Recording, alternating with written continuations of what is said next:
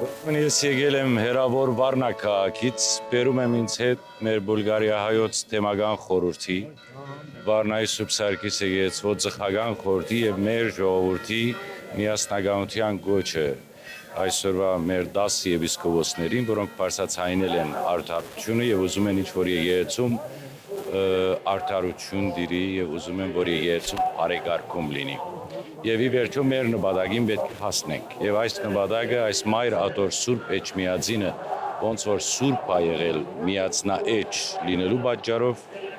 պետք է սրբանա։ Մենք հակառակն ենք տեսնում, որ չի պատրաստվում Գարեգին բն հեռանա, Տեր Արմեն, ամեն դեպքում ունեք ճանապարհային քարտեզ։ Մինչև երբ չի պատրաստվում հեռանա։ Մինչև երբ։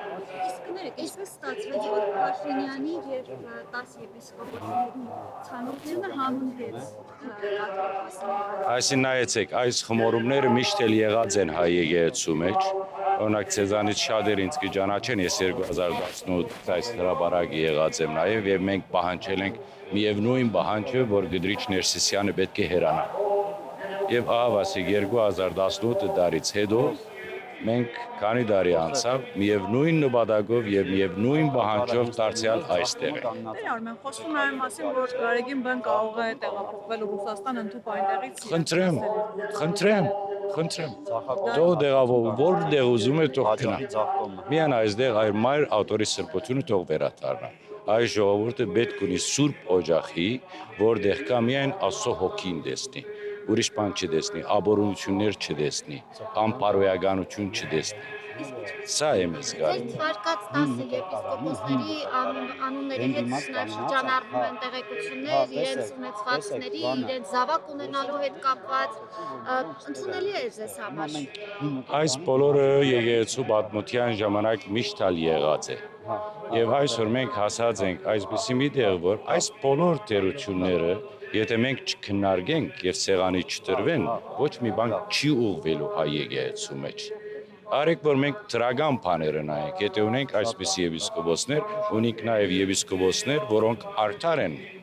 որոնք ոչ մի տերություն չունեն եւ այսօր կանգնած են հայ եկեղեցու կողքին։ Եվ այս մեր 10 եպիսկոպոսների զոհողությունը, որը կատարեցին այս օրերին, այս դժվար օրերին, մենք դա պետք է գնահատենք։ Ո՞րն է զոհողությունը։ Զոհողությունը, այսինքն թողնելով եպիսկոպոսական փառքը, իրենց պաշտոնները, իրենց աթոռները եւ միանալով ցեր ժողովրդից, որովհետեւ ցեր ցայնը հասցնենք եւ արդարությանը հասցնենք, դա արդեն մեծ զոհողություն է։ Այսօր դուք տեսնում եք ինչեր են կոչում,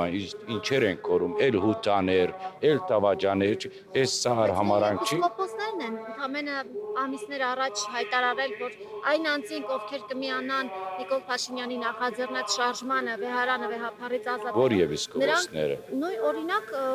Մասատյուց թեմի առաջնորդն է այդպես ասել։ Կարող է եւ այսպիսի դեպքեր եղած են, եւ դա պատճառը մենք գիտենք ինչ է։ Մենք գիտենք ինչ ճնշումներ կային այնտեղ ներսից, եւ այս մարտիկը չէին կարող խոսել, բայց ի վերջո մի բահ եկավ, որ տանագը ոսկորին հասավ եւ պետք էր այս ամեն ինչը ճրի երես գար եւ ճրի երես եկավ։ Եվ այս շարժումը չի դադրելու։ Դուք ասեք մասնավորապես կաթողիկոսի կյանքի որ դրվագն է, որ անընդունելի է։ Որ մեկ դրվագն է ընդունելի։ Կոնկրետ, ասեք կոնկրետ։ Չէ, ես ուզում եմ կոնկրետ ընդունելի դրվագ։ Ես ուզում եմ։ Հարց տվում եմ այս դեպքում, ես չեմ գտնում եմ որպես հոգեվորական ինքներդ ավելի այսին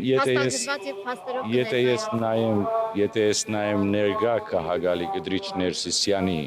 ուրեմն իր վարկը եւ պարկը եւ աբրած կյանքը եւ վարած կյանքը վերջին 30 տարիներին ես չեմ կարող ցեզ որևէ մեկ դրական բան ասել, բայց կարող եմ շատ բացասական բաներ ասել։ Օրինակի համար այսօրվա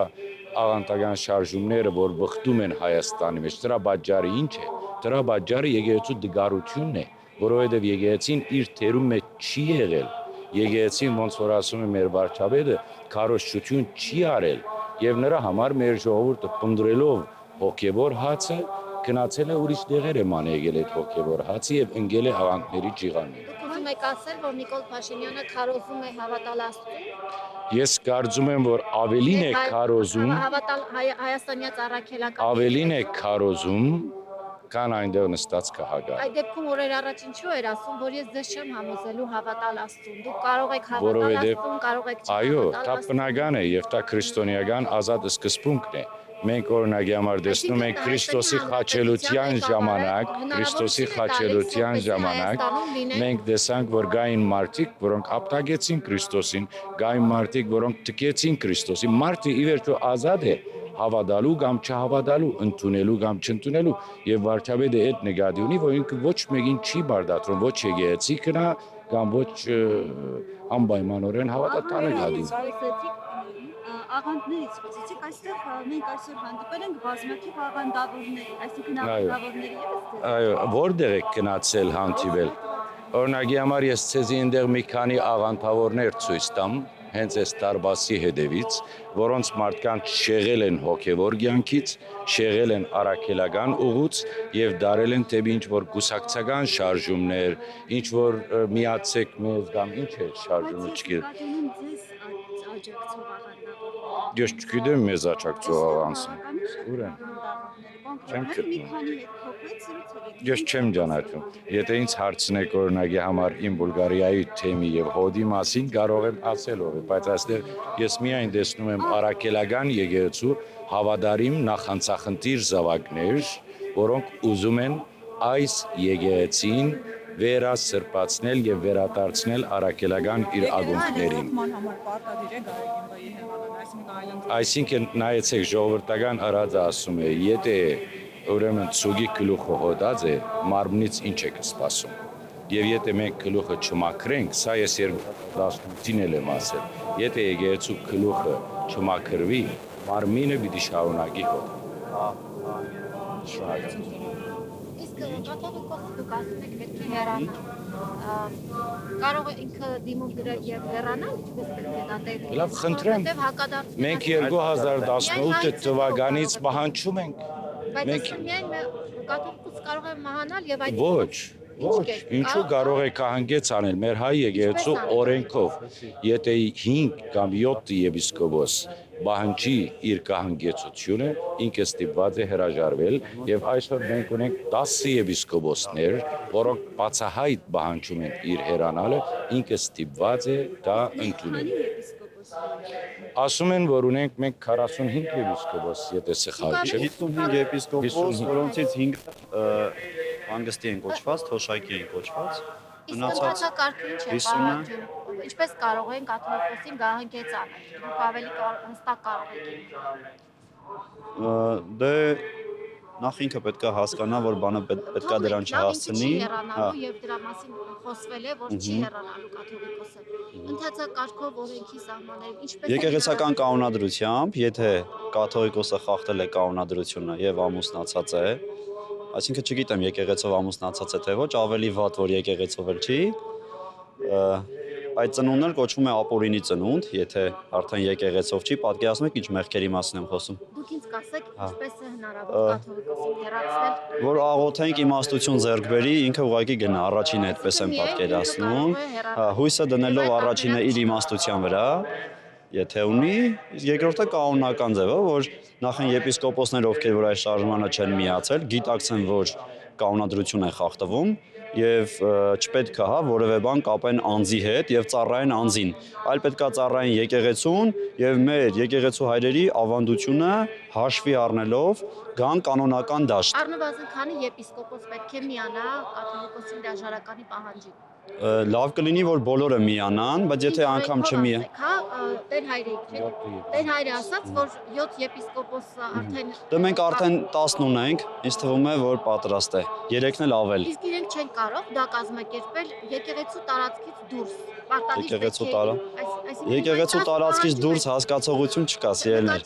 Ամբողջ աշխարհը Քրիստոսի եկեղեցին է։ Լավ, պահանջում են 10 եպիսկոպոսները։ Լավ, պահանջեք, հետո կերևա։